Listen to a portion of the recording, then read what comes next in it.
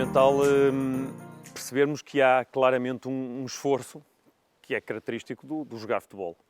Esse esforço hoje em dia está claramente caracterizado, há meios de tracking, há meios que nos permitem saber a cada jogo e a cada treino também que distâncias percorre o jogador, em que intensidades as percorre, as travagens, as mudanças de direção, os saltos. Portanto, há um conjunto de dados que efetivamente caracterizam o esforço do futebolista no jogo, que estão classificados e que é fundamental nós nesta fase, treinadores nesta fase, olharem para os mesmos e saberem que o treino que estamos a fazer deve tentar aproximar o mais possível o esforço específico do jogador no jogo. E depois há um conjunto de momentos de alta intensidade que aparecem de forma diferenciada no jogo, que são dados pelos sprints que são realizados, a diferentes distâncias, em função da sua especificidade, a função do jogador, mas também dos momentos do jogo, do nível do jogo, das condições do próprio jogo, mas que são momentos muito importantes para serem treinados. São os momentos, no fundo, que também, de alguma forma, definem muito os jogos. As equipas que têm mais capacidade de realizar momentos de alta intensidade são, por regra, equipas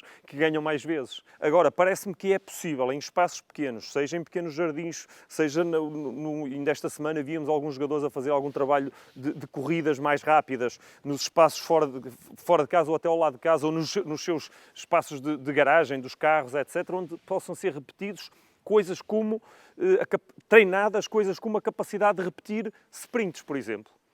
E isto pode ser tudo combinado, que é o jogador fazer um salto com uma mudança de direção, um vai atrás, as corridas de solicitação posterior, que são tão importantes, e depois uma aceleração. Portanto, num espaço curto isto é possível de ser recriado e repetido, e repetido, e repetido, porque no jogo o volume é muito grande. O acúmulo de uma semana de trabalho é muito grande, é fundamental.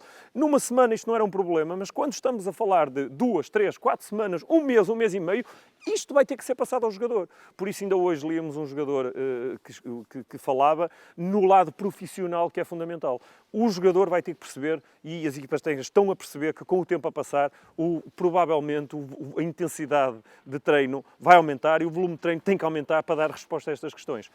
E um outro aspecto que me parece fundamental é que a bola, já dizia o Di Stéfano, que quando estava com o filho não tinha mais que fazer, pegava numa latinha, amassava uma latinha, punha tão redondinha quanto possível e jogava com ela. Eu acho que o jogador de futebol também deve manter contacto com a bola, o mais possível.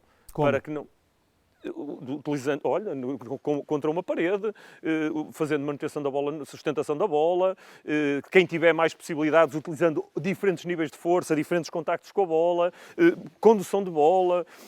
Lá está, nos tais métodos combinados, porque não meter condução de bola com mudança de direção, porque é uma ação que o jogador também não é muito tempo contacta com a bola no jogo, mas as ações que o faz são fundamentais. Portanto, acho que estas questões de proprioceptividade são também elas fundamentais a serem trabalhadas. Outra questão relevante tem a ver com as posições. Para cada posição há um trabalho específico, naturalmente. Sem dúvida. Lá está. É completamente diferente o esforço de um lateral esquerdo, que é um jogador que tem uma preponderância ofensiva muito grande, ou seja, que vai ter que fazer distâncias largas no corredor, sejam 40 metros, 50 metros, voltar, de um médio que vai ter um volume de trabalho grande em termos de distância percorrida, quiçá os laterais e médios até são os que têm mais distância global percorrida, mas depois se calhar as suas ações de sprint, se for um médio, um 6, um médio mais organizador, não serão em distâncias tão grandes. O que significa que, apesar de eu achar que o treino deve conter treino de distâncias em sprint largas, porque depois são nessas ações que mais vezes os jogadores se lesionam, no entanto, se calhar, o volume das ações que tem que ser treinada pode ser diferenciado. A especificidade do esforço também existe. E já que não temos a verdadeira especificidade que é do jogar, ao menos que possamos, aqui ou ali, aproximar o mais possível o esforço que o jogador está a fazer daquilo que um dia, mais tarde, esperemos que tão rápido quanto possível, também lhe vai ser pedido.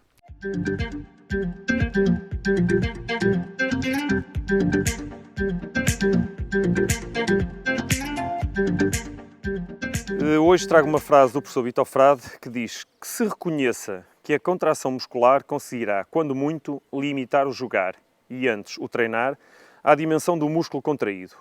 Jogar cuja qualidade em qualquer instante se revela como dimensão tão indizível quanto indivisível.